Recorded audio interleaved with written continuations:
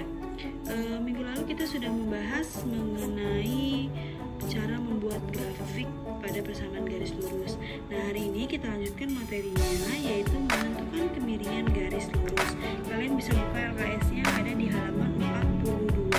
Nah, untuk menentukan kemiringan garis ini, kalian harus tahu dulu apa sih arti kemiringan. Nah, kemiringan garis ini biasa kita sebut dengan gradien. Nah, apa sih gradien itu? Gradien itu adalah kemiringan. Kemiringan ini adalah perbandingan antara perubahan Y yang tadinya vertikal dengan komponen X horizontal. Kemiringan disebut juga koefisien arah atau angka kecondongan. Nah, gradien ini biasanya kita lambangkan dengan huruf M, gitu ya. Kemudian bagaimana sih cara mencari kemiringan atau cara mencari gradien? Karena tadi kemiringan itu adalah perbandingan antara perubahan panjang sisi tegak yaitu Y dengan perubahan panjang sisi mendatar atau sisi X, gitu ya. Nah, sekarang cara menentukan kemiringan garis atau gradien itu ada beberapa. Di sini ada 4 ya. Yang pertama yaitu kemiringan garis melalui pusat koordinat 0,0 dan melalui titik X, Y.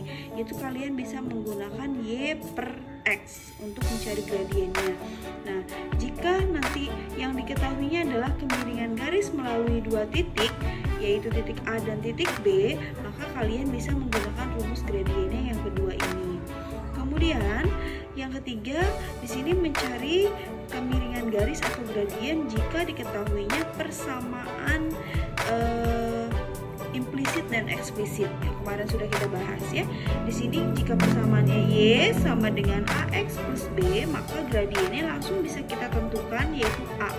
A di sini adalah gradien atau koefisien dari X, gitu ya. Di sini A-nya sudah menjadi gradien, jadi tidak usah pakai rumus lagi, langsung menentukan.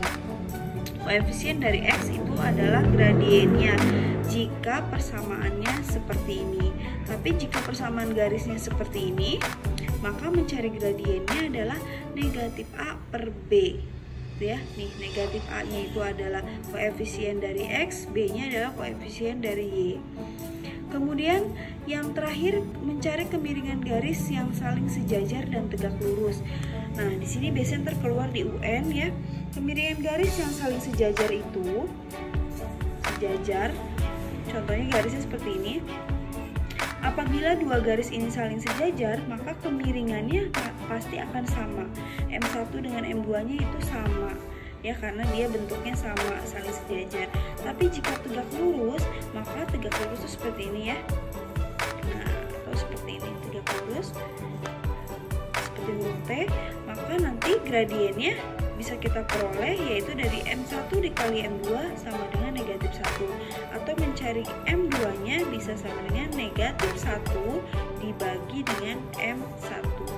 Ini cara-cara untuk mencari gradien. Sekarang kita ke contoh. Contohnya ada di LKS juga di halaman 43. Jadi ibu bahas yang ada di LKS aja ya, biar kalian tidak usah mencatat lagi. Oke, di sini ada contoh yang pertama yaitu tentukan kemiringan atau gradien yang melalui titik pusat O 0,0 dan 3,6. Nah, di sini ada diketahuinya titik pusat dan titik 3,6. Berarti kalian bisa menggunakan rumus yang pertama di sini ya.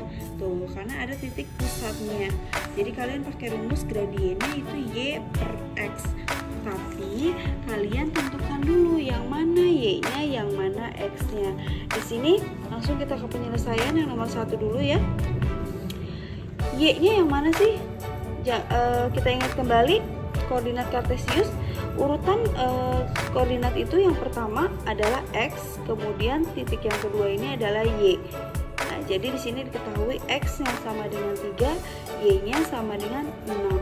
Karena rumusnya Y per X, maka 6 per 3 gitu ya, sama dengan 2. Jadi kemiringannya yaitu 2. Ini untuk soal nomor 1. Nah, sedangkan untuk yang nomor 2, melalui titik A 2,1 dan titik B negatif 2,6. Nah, kalau yang melalui 2 titik, kalian bisa menggunakan rumus yang B, yang kedua ini. Jadi pakai rumusnya yang Y2 dikurangi Y1 per X2 dikurangi X1. Itu untuk mencari untuk mencari gradien yang A ke B gitu ya. Nah, di sini kita cari dulu satu-satu. Oke. Nah, ini ya nomor 2 jawabannya. Ada 2 titik, yaitu titik A dan titik B. Titik A itu 2,1, titik B-nya negatif 2, negatif 6. Kita tentukan dulu X1 dan X2-nya. Di sini X1-nya yaitu 2, Y1-nya 1. X2-nya negatif 2, Y2-nya negatif 6. Setelah itu baru kita gunakan rumus yang tadi. MAB, yaitu gradien A ke B gitu ya. Jadi Y2-nya kita masukkan aja, Y2-nya negatif 6.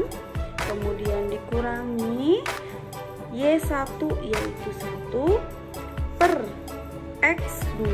X2-nya berapa di sini? Negatif 2 dikurangi X1 yaitu 1. Setelah kalian masukkan nilainya baru kita hitung. Negatif 6, negatif 1. Kalian punya hutang 6, hutang lagi 1. Jadi hutangnya bertambah menjadi 7. Gitu ya. Ini pun sama, punya hutang 2, hutang lagi 2. Jadi hutangnya bertambah 4. Nah, karena di sini negatif per negatif, jadi negatif dibagi negatif kan positif. Maka di sini 7/4. Positifnya angkanya menjadi positif. Gitu ya. Nggak usah kalian cari koma-komaan atau desimal. Cukup seperti ini juga sudah benar jawaban kalian. Kenapa tidak usah pakai desimal? Karena nanti kalian menghitungnya akan lebih sulit lagi kalau pakai desimal. Jadi langsung aja 7/4 nggak apa-apa, sudah benar ya. Yang kedua yaitu kita balik M gradien dari titik A ke B. Dari titik B ke A. Gitu ya. Kita ganti saja rumusnya jadi Y1 min Y2. Kalau tadi kan Y2 min Y1. Y1-nya yaitu 1, Y2-nya negatif 6, kemudian X1-nya 2, X2-nya negatif 2. Nah, karena di sini negatif bertemu negatif jadi positif, yang bawah pun sama ya. Ini pun jadi positif, jadi 1 tambah 6 itu 7, 2 tambah 2 itu 4, jadi 7/4. Gradiennya sama.